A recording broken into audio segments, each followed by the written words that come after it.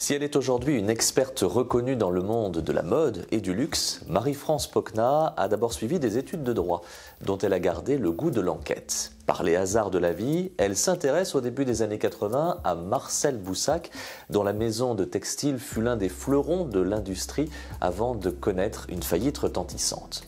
De cet homme de panache qui aimait autant la culture, les arts décoratifs que le monde des courses et qui mourut ruiné après avoir été l'une des plus grosses fortunes d'Europe, elle tira une biographie publiée chez Robert Laffont, Bonjour Monsieur Boussac, qui fut à l'époque un vrai succès de librairie.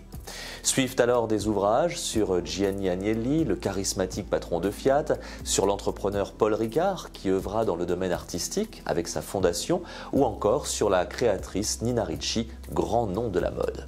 Au fil des années, Marie-France Pocna a partagé sa passion et ses connaissances des métiers du luxe et de la haute couture en donnant des cours pour une célèbre école de management ou en participant à des conférences en France et à l'étranger.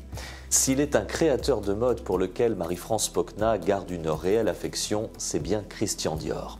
Après une première biographie publiée en 1993, elle revient en librairie cette année avec une nouvelle version enrichie, augmentée, qui raconte le couturier de A à Z.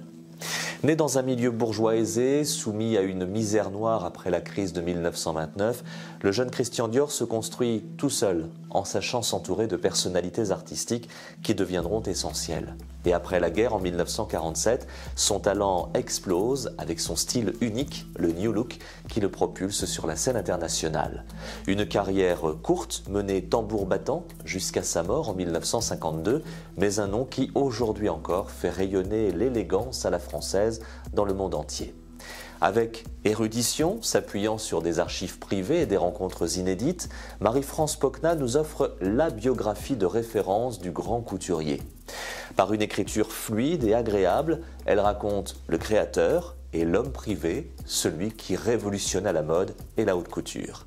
Christian Dior, un destin de Marie-France Pocna est publié chez Flammarion.